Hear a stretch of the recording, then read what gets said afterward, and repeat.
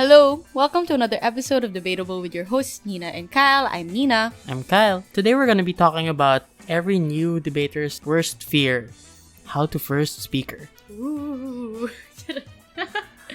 We're doing this topic for a few reasons. The first one is that we feel like first speakers are very underrated by judges, especially. Yeah. And this leads to it being underrated by debaters as well. It's an unpopular choice when you enter debate. Often you'll fear being assigned to do first speaker, or you'll always want to be whip or a deputy. You're afraid of the prep time. You're afraid of being the first 7 minutes. And we just think it's kind of sad that no one steps up to be a first speaker as often as they used to, or as often as the community might need it. Yes, because Nina is a very good first speaker, and she's been first speaking for me for years. And I have also first speakered for a good number of years, like almost half a decade. That's a pretty good number, I think. Yes, so the first thing we want to do with this topic is to debunk some misconceptions that people may have about being a first speaker. The first misconception is that first speakers are weak, which is just not true. I think it's very odd for people to label first speakers as weak when they are literally the individuals who paint the entirety of what the round will look like. I think there's a lot of power in being a first speaker. I think it's wrong that people look down on first speakers. And if you're a first speaker, you should be very proud of it. There's a lot of unique skill sets that you need. A lot of very intuitive and sharp arguments that are required in order to run this role properly. So no, you're not weak. People just think you're weak and they're the problem. The second misconception is that it's just really boring because it's just all the basic stuff, but it's the basic stuff that makes everything good. Just because it's the basic stuff doesn't mean you have to stay basic. You can be sophisticated in your discussion of basic principles, which is what Nina and I love trying to do. We try to use classic arguments at first speaker and we put like our own twists into them. So no, it's not boring. It's only boring if you think it's boring and you don't want to put in a lot of effort into it. If you want to put in a lot of effort into it, it's really interesting. It's actually really full of adrenaline, actually. Yeah. Because you only have 15 minutes or maybe 30 minutes to essentially paint an entire world from scratch. Yeah. And the last misconception is that first speakers just need to be clear. As we've already discussed, that's a lie. There's a lot of practice, there's a lot of skills that come into being a first speaker. Being clear is important, yes. But I don't think that's the only trait of a first speaker. If anything, being clear should be a skill of every single person in the round. Just because you're messy doesn't excuse you from not trying to be a first speaker. So no, you don't just need to be clear. No, it's not boring. And no, first speakers aren't weak. The second part that we want to do for this episode is to discuss what then should the mindset of a first speaker be. First, I think the priority should be that you want to be as broad as possible. And the reason for that is because, as I said, you're literally creating a world from scratch. And you want to make the picture as comprehensive, as detailed as possible, but still being strategic with how you use your time. So what Nina and I like to do is to use the lists method, where we have a single point that we look at the 3 levels. So we have 3 arguments with 3 sub-levels. So there are lists within lists. And it just helps really organize all these different points, so you have a more coherent picture at the end. The second thing that we recommend a first speaker have in their mind all the time is the idea that they should always be the ones in control. So in prep, they should be leading what makes them comfortable. They should be the ones asking the questions if they're not sure about certain things. Because as a first speaker, you are literally the person who gets to speak first for your team. I mean, that's literally what it means. Which entails that you have a comprehensive understanding of your own case. So don't forget you're in control, demand control if you seemingly lost it, and always ensure that you know what's happening at every step. The last mindset to have is to have the mindset of never being content. You always need to practice. And the skills of a prime minister aren't developed during the round itself. It's developed during case building. It's developed during trainings. It's developed during familiarizing yourselves with basic arguments that may pop up. You're eventually going to figure out that most motions have very similar arguments with other motions. So it will come to a point where you just see a motion and then you're going to instinctively make these arguments, these frames, these context. This is the reason why Nina can finish a prime minister's speech in like 3 or 5 minutes.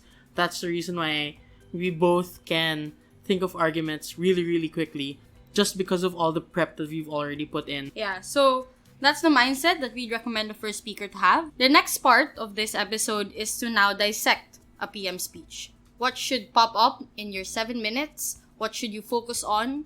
What should the structure be?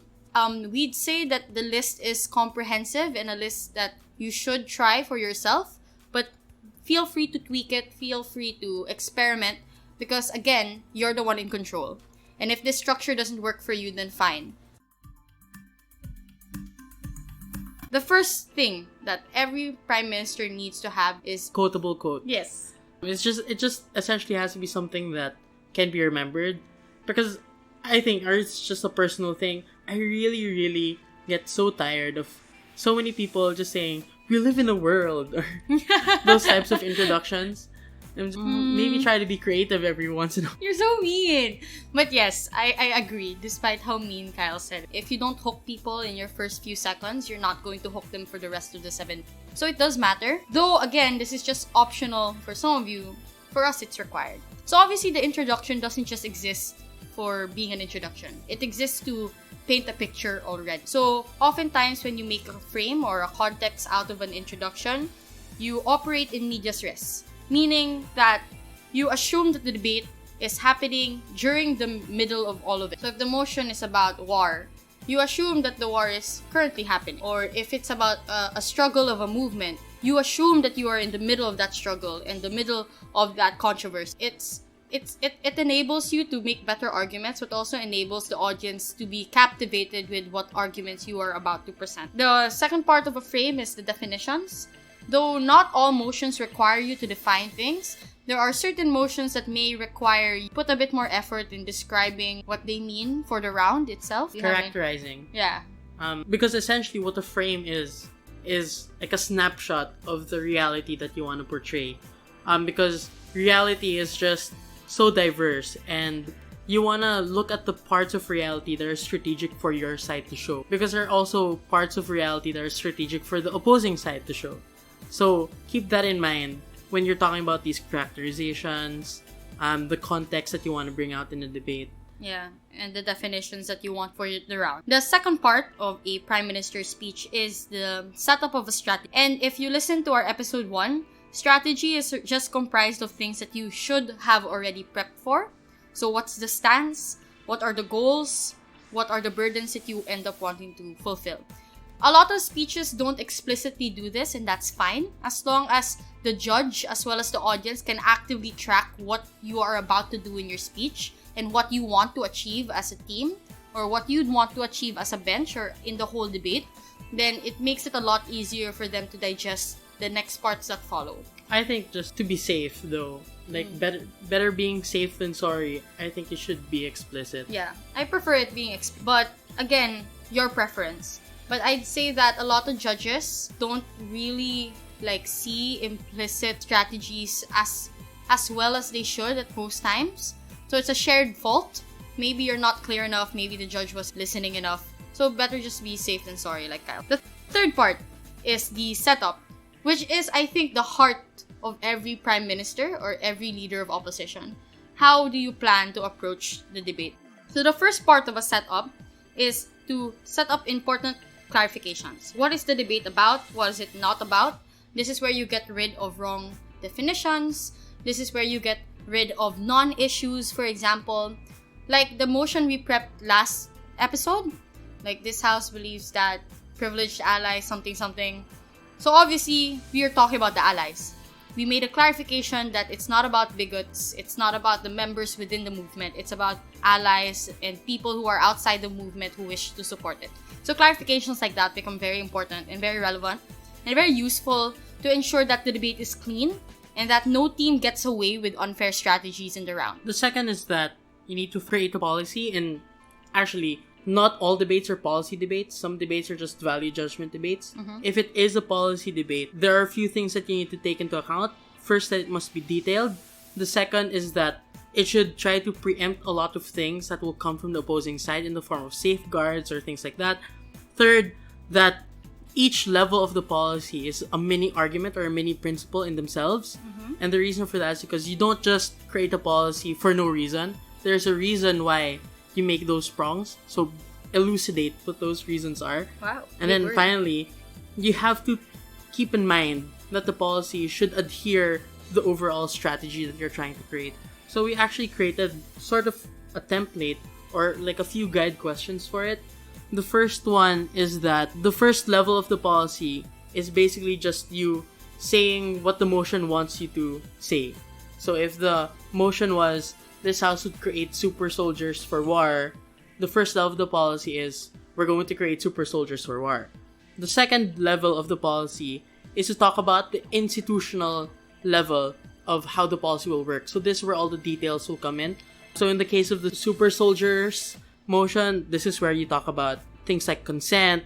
This is where you're going to talk about when they're going to be deployed. Will they be the first resort? Will they be the last resort? What kind of training will you have? The third part is to talk about the strongest principle that you have on your side and then make it into a prong just so that you have something tangible that your principle can adhere to. So in this case, the strongest principle I think for government would be ending the war really, really fast. So part of the policy could be that you're going to strategically utilize super soldiers to minimize casualties and make the war end faster. The fourth level is to take the opposing side's strongest principles and then try to preempt them and create safeguards. This is where, I think for this motion, if opposition will say something like, the humanity of these soldiers are lost, or they are not able to revert back the life they once knew.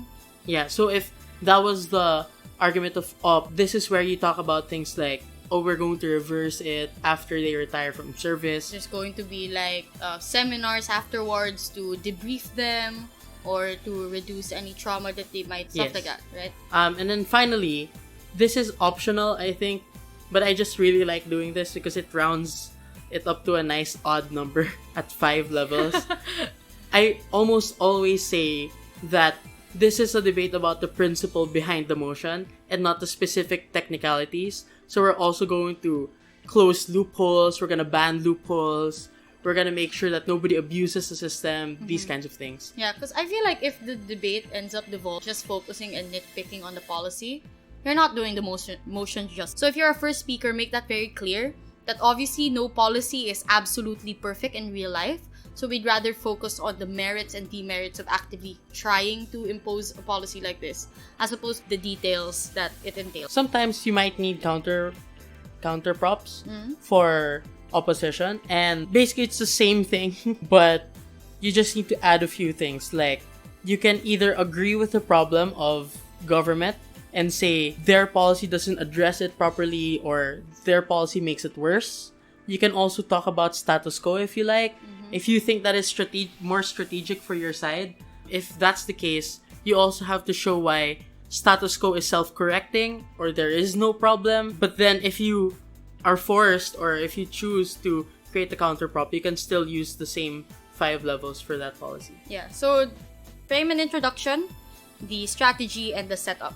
So these 3 parts, despite us spending so much time talking about them, they only comprise, let's say, 3 minutes of your entire PM. So they may seem like a lot of things, but they're not the chunk of what your speech is supposed to be. They're just meant to be like an intro or meant to be a short setup before you dive into part 4, which is the arguments. So as we've discussed and showed you before, there are so many ways to build arguments. You can utilize different concepts, different frames, different ideas that you may have learned for yourself or learned in other rounds. And we'll go into more detail as to how to build arguments in the future. But for now, all you need to know as a prime minister or as a leader of opposition is that your arguments usually comprise of the intuitive things. Things that like an average reasonable individual who does not debate would have thought of for themselves.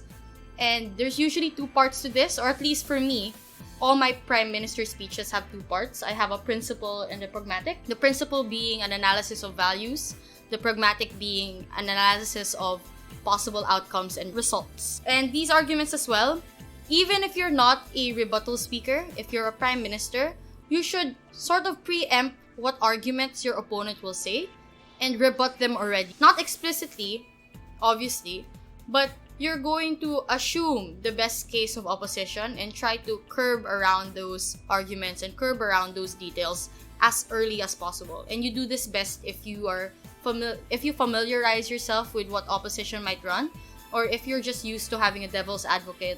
So I think that, as I said in a previous episode, arguments, while they comprise most of the speech, they're not the most important part. What I said before was that the most important thing was the strategy. And the reason for that is because if you have an argument without a strategy, even if it seems good by itself, if it doesn't solve the core problem of the debate, it's not gonna win you the debate.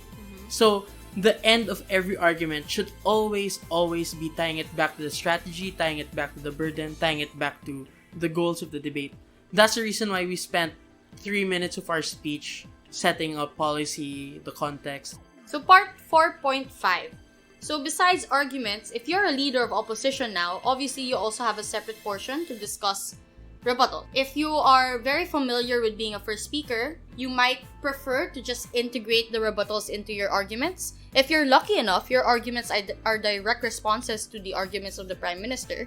But if not, then you have a separate portion dedicated to responses. And again, we'll go into more detail into this in another episode, but all you need to know for now is the two basic parts of a rebuttal. The first part showing that the argument of your opponent is not true, then you give sufficient reasons and context and matter to disprove their argumentation. And second is an even if argument. An even if argument is an argument that assumes that their argument is true, but you're still able to prove that that's not the best case scenario, or that your case is still eventually overall better than what they want to achieve in their side. So that's basically what you need to know for part 4, that it's basically the arguments and the rebuttals. So I don't think we have to spend that much time talking about this because it's not unique to a first speaker anyway. But of course, we'll go into detail some other time. And the last part now, after you've done all of that, every good prime minister or leader of opposition needs to learn how to tie things together nicely. And Kyle already mentioned this earlier, that you always have to refer back to the burden, refer back to the strategy, but that's not all. That's not all. You also, aside from it being a recap, like siguro at the 7-minute mark, you say, so what did I talk about in my speech? But if you want to use the time more strategically, you can use this time to push a burden on your opponent. So if you now say, this is what I proved, now it is upon them to prove this other thing. So you're pushing them into a corner, because if they don't prove it, it looks like they're being dismissive. But if you time it right and you do it right, they're not going to be prepared for it, and it's going to mess up their entire strategy. So that's how you make a really good, lasting impression as a first speaker. And it's really hard to do this. Remember, in a British parliamentary round, if you're Prime Minister, there's going to be 7 other speeches after yours. It's going to be very difficult to remember your speech if you don't do it properly, if you don't do it with finesse, if you don't do it with a lot of emphasis to why your case is important. So try to remember that the goal of a Prime Minister is to be relevant even after the round. So recap, what are the parts of a Prime Minister speech? There are 5. The first part is the frame and introduction. The second part is the strategy. The third part is the setup. The fourth part is the arguments and rebuttals, if necessary. And the fifth part is the conclusion, which is where you give a recap and a burden. So that's a dissection of the Prime Minister. There's more to being a Prime Minister than knowing the parts, however. It's also a game of persuasion. And having a good structure is one step, and it's a big step, we'd say. But you also need to leave an impression, as I mentioned. So how do you do that? This is the next part of what we want to discuss in this episode, which are miscellaneous tips and suggestions. First, I think you need to have a sense of what the tone of your speech will be. So a lot of speakers are really, really funny, But there are some times that when they give their speech, it's not as effective because the side that they're defending is about really, really sad things and they try to make jokes about it. Yeah. So there's sort of this tonal dissonance that you create. So you also need to take a look at what the motion calls for. What emotions should you have as a first speak? Because otherwise, it might sound off for the judge. But you can also make jokes. Like, I love making jokes.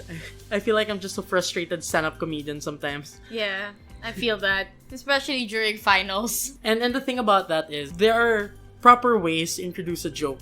There are proper times. So if the priority of your speech at that point is to make fun, not in a mean way, but try to downplay the arguments of the other side, this is probably where you can make jokes. This is where you can probably sass.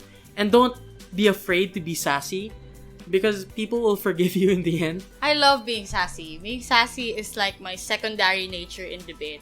I love it. I think people should take advantage. But it's also like very relieving to the judge as well, because they're probably tired of everyone being super serious. They'd want to hear a joke once in a while or a snark once in a while just to keep things light. But on the other hand, if it is more your style to be really, really calm, that's okay.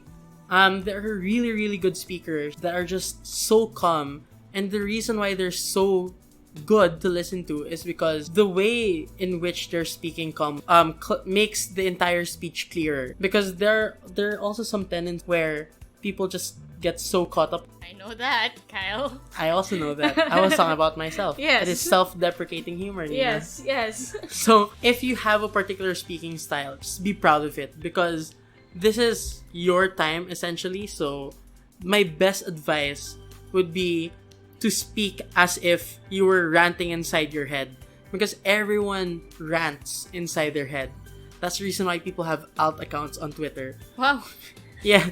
So if you can manifest that externally, like it's not just in your head, and you should just harness that. Yeah, I think it's very difficult if you try to make a very different persona when you speak. I think that some people try to do that they're very serious in real life and then they'll try to be funny. But given how different it is from their actual personality, not only is it unpersuasive, but it's also rather scary because it looks like they have two personalities at the same time. So try not to deviate so much from how you usually speak.